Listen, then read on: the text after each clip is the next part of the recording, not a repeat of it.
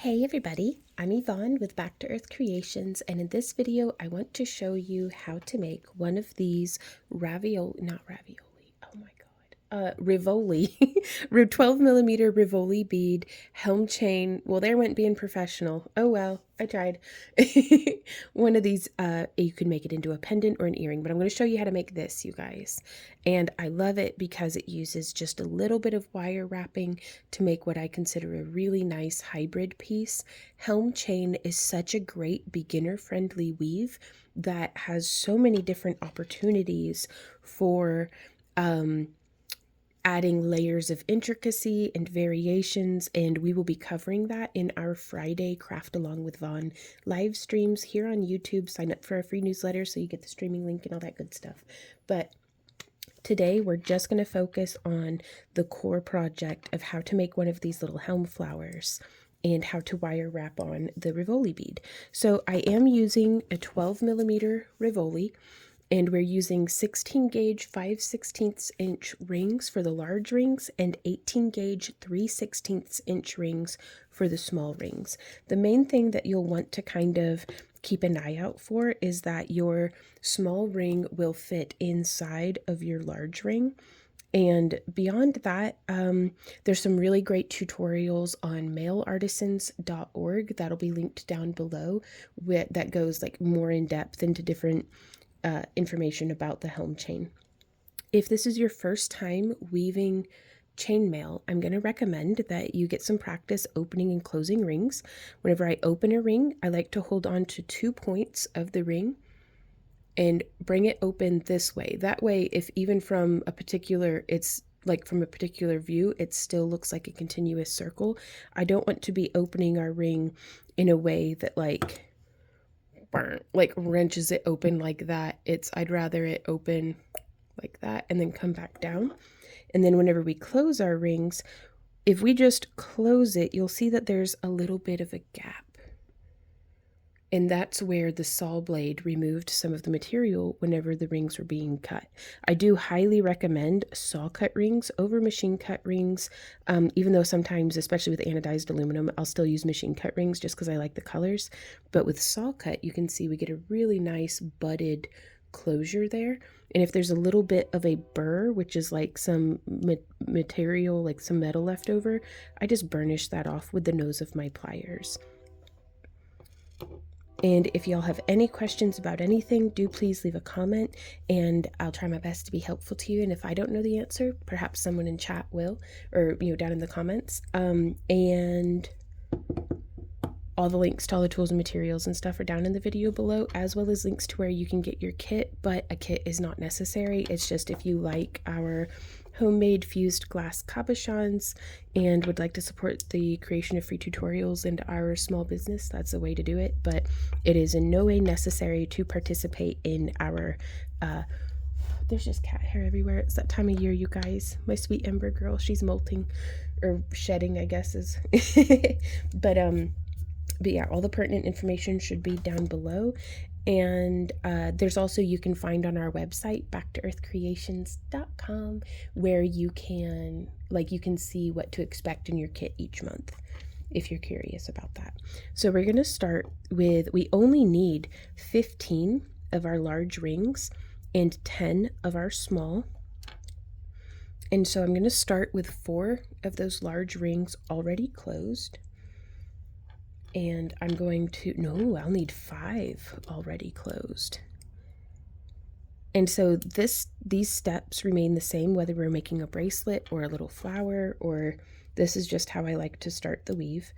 And so I'm going to take one of our open small, hook on 2 of the large, and then I'm going to hold on to those 2. And do you see how I'm like cupping that ring with my fingers so that it's still upright? I'm just going to set that closed ring over it like it's, I think the term is an orbital ring, because it's not getting woven through, it's just sitting around. And then I'm re-holding back onto it with my pliers, and I'm going to set on these 2 rings, and then I'm going to close it. That can feel a little jumbly, but the more practice you get, the more progress you will make in increasing your brain plier coordination. And so I've hooked on an open ring, and then I'm just gonna hook kind of through the inside of the orbital. But again, I don't want to be going around it. I just want that orbital to sit kind of outside of those two small joining rings. And there are some really fantastic CGI tutorials on maileartisans.org that can really help. They helped me to learn this, so I highly recommend them to anybody.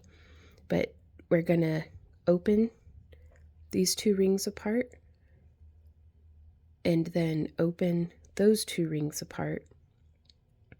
And so now I like to think of it like these are the slices of bread, and this ring right here is the meat. And I don't really know what those rings are, but just it's sandwiched in between. And so now I am going to hook through these two rings with one of the small, and then I'm going to repeat that. And now I'm going to take one of my large open rings, and I want to just slide my meat between the two layers of bread. Again, going around those two small rings. And we're going to close it. Whenever I close to, I started to talk about that and then got distracted. I'm sorry. Whenever I'm closing the rings to make up for the gap that the material of missing material from where the ring was cut, I press the tip of my pliers close together as I wiggle back and forth. I'll show you again here in a moment. Because the nice thing is, you guys, about chainmail is once you have the weave figured out, it's just opening and closing rings. Like that's you'll get lots of opportunity to practice. And so we have our meat just sitting here like that. And so I'm going to take a slice of bread as far as the rings go and hook it through on one side of the meat slice.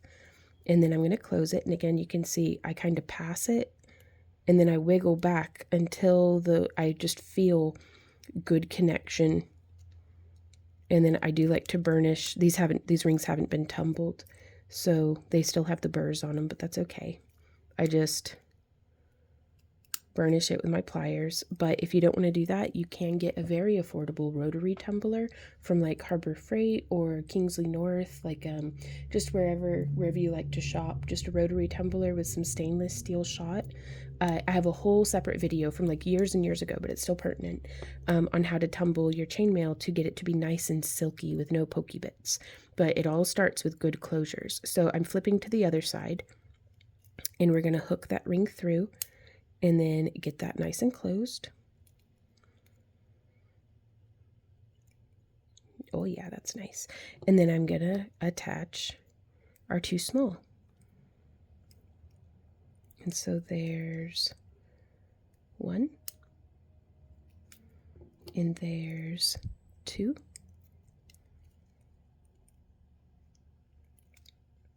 And this is essentially it, you guys. Whether you're making a super long bit of Helm chain for like a strap or a costume accessory, or if you're making, just something 5 segments long for a small flower like this, this is the weave. So again, I've got these two rings. I can close that closure better.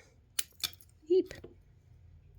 So if you're having a lot of trouble with your project jumping out of your pliers like that, don't hesitate to get a nice firm grip. Like, use the whole jaw of the pliers just as much as you can, because I have much more control over the ring whenever I'm holding it stable like this than if I'm holding with just the tippy tips of my pliers. I try to save using just the tippy tips for if I'm working with like micro mail or something where, okay, yeah, that's much better. So we're going to pick up our large ring and we're just going to slide it between those two layers. So we don't want it coming through like this. We don't want it coming through like that. We don't want it coming through like that. We want it whoop, right between there.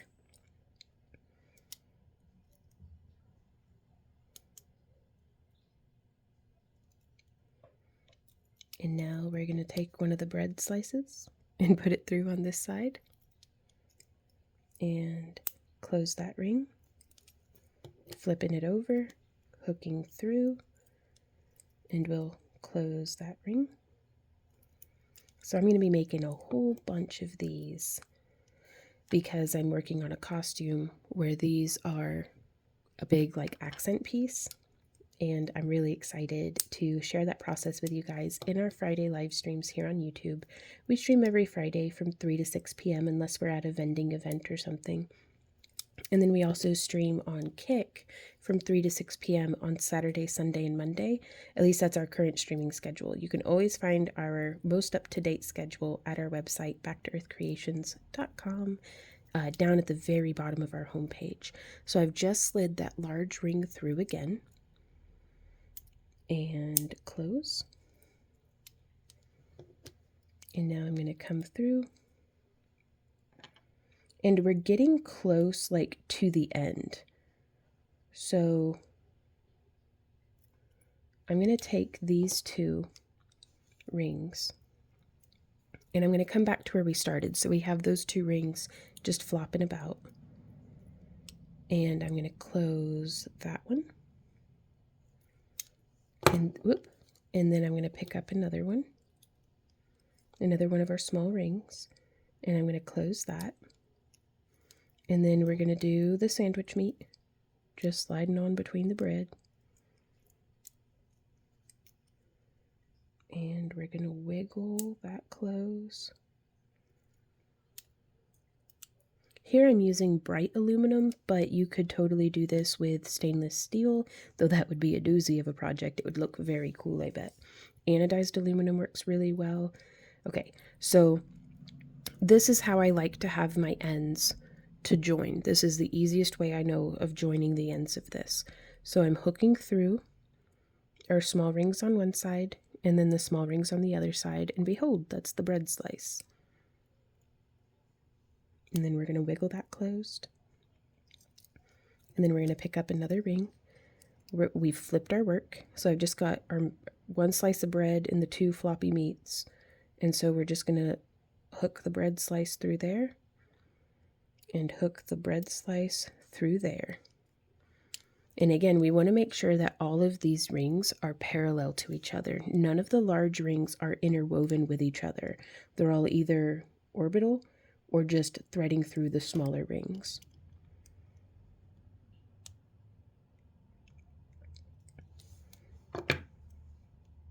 And there we are. There is our Helm flower.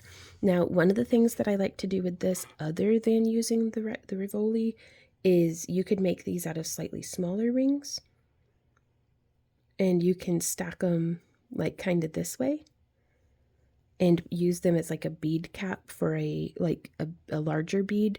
The weave that I've done with this in the past was with smaller rings, and it almost makes like just a really pretty bead cap, but you can see how it makes that nice cupped flower shape.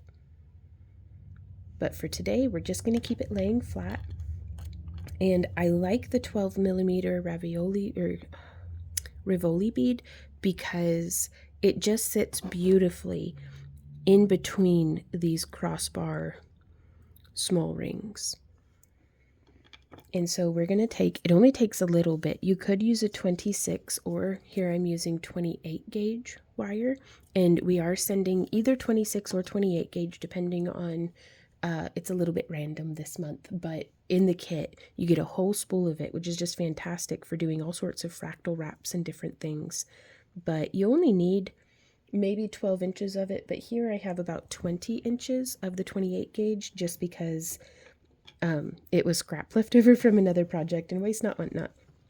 So we're going to come in here and I'm going to, it's like we're sewing, and the wire is both the needle and the thread, but we're going to be sewing around one of the orbital rings just on the inside. So I've threaded through right here, and hopefully you're able to see. I shall risk zooming in. But do you see where that wire's coming through just right there like that?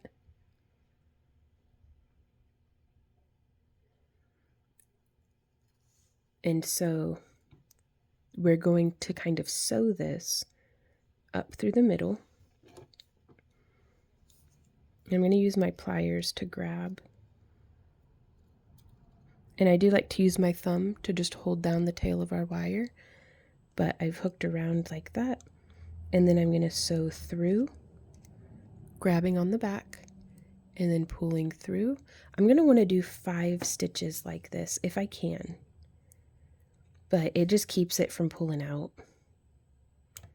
And I want all of the stitches as much as possible to be in frame, first off, to not be stacked on top of each other. If this is your first time doing any sort of wire wrapping, I would not sweat it.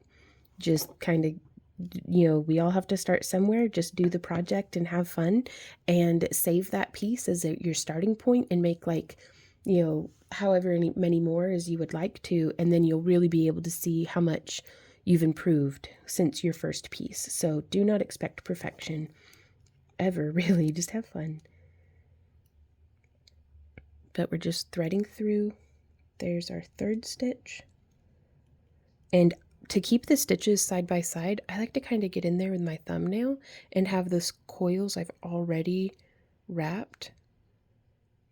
So the back of my thumbnail behaves kind of like a little ramp that keeps the wire from bunching up on itself. But you can also just kind of get in there with your bent nose pliers. They're my favorite, but you could use flat nose or chain nose or whatever you have. But yeah, just getting my thumbnail in there, and then whoop. And I lost count. I can't remember if that's 4 or 5, but I think we're good. I'm going to wait to trim that until we're done, just because if I trimmed it right now and then pulled really hard, it might completely pull all the wire out. So I'm going to set our little Rivoli bead right here. And I'm going to skip. I don't want to go through here. I want to skip that one and then just sew through just the same as we did on the first one.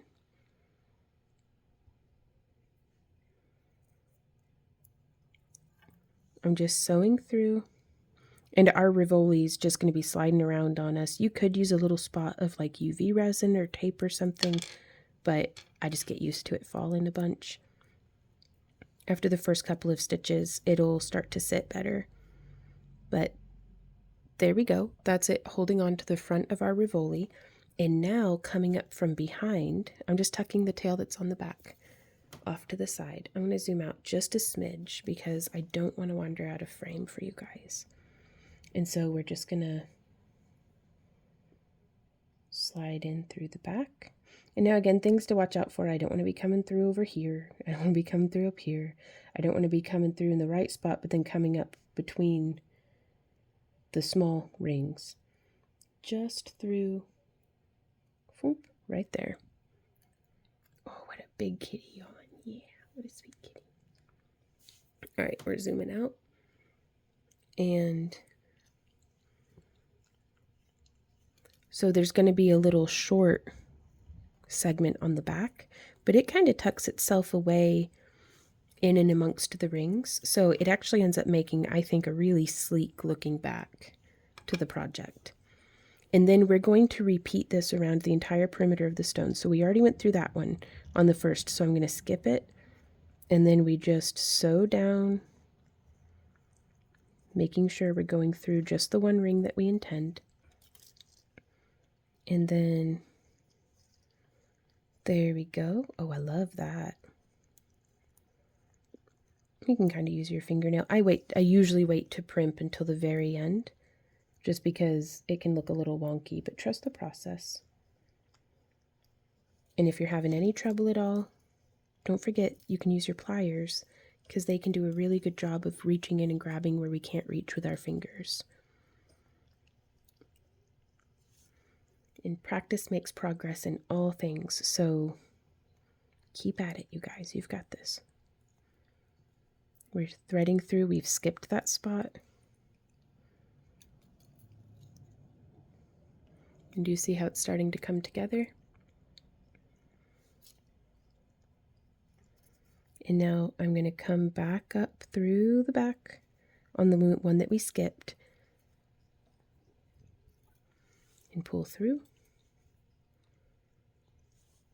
And then we're going to come around, skip that one, Feeding through the front. This is actually, we're back where we started, but we're not done yet.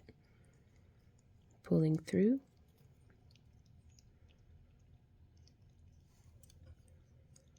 And then coming up from behind. Taking my own advice to use the pliers.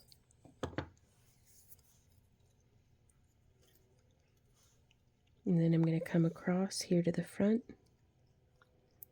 threading through, and this closes the circuit. It is the last one, and I love it because it makes a nice little kind of star pattern.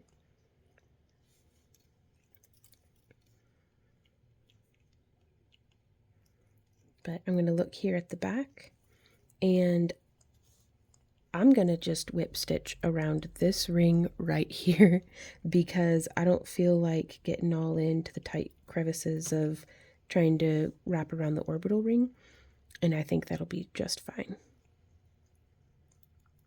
So I find it helps to have a little bit of a curve in the tip of my wire, if you're able to see that. Just a little bit of a bend. It makes it like a curved needle, and it makes it just slightly easier to sew or to wrap our wire on. So just making a little hook, and then we can even hold with our pliers if you like, and come through like that. Whoop, and I grab that end and pull through. And again, I want to make sure that my wire isn't overlapping on itself. Whoop. So there we go, the two little wires just right next to each other. And then I'm just going to thread through. Do you see how the bend helps it to not get tangled into the piece? There we go.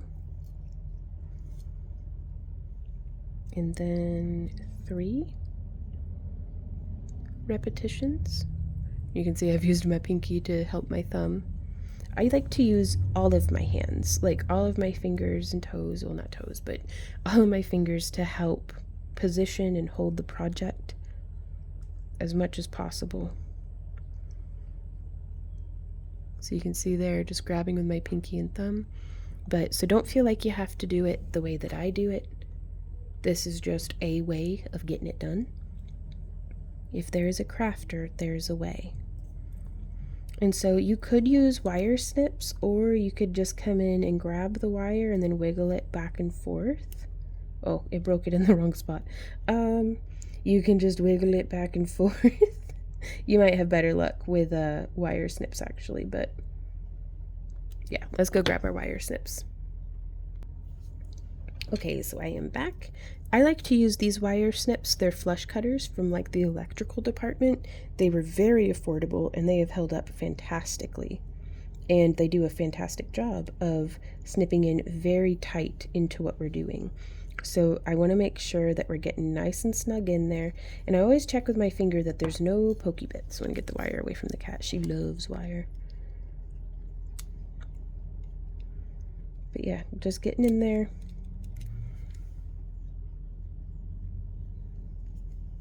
And I want to make sure that there's no little pokey bits from where we snipped our wire.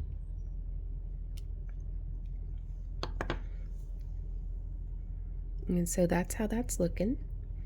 And now we could take these and we could attach them like so, with little units of either 2 rings joining each other together, or a Byzantine segment, or a bit of Mobius flower, or a wire wrapped bead link. We could attach them together like this.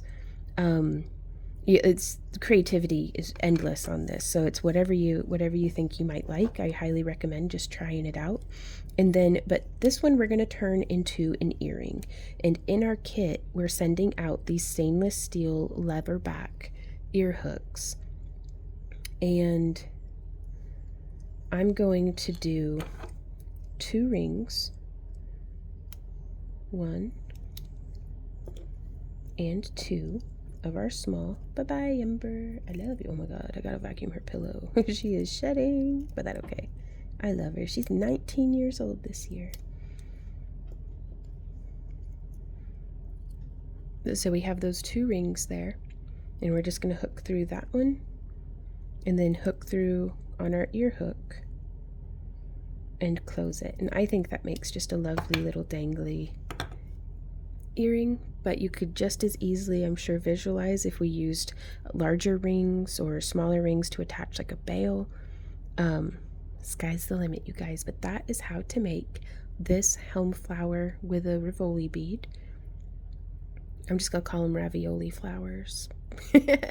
And that is our craft along project for the month of April 2026. But I think it's a good pattern any time of year, and I'm so excited to see what you guys make with this. You can actually share pictures to our YouTube community page, and that way not just Randy and I can see it, but everybody in the community can see it and be inspired by your handiwork. So I appreciate everybody who's been sharing their creations over there, and everybody who gets our kits, and everybody who watches these videos. I do hope that it was helpful to you. Again, if you have any questions, comments, or ideas, leave them down below, and I look forward to hearing from you, and I will see y'all next time. So until then, happy crafting. Mwah. Bye.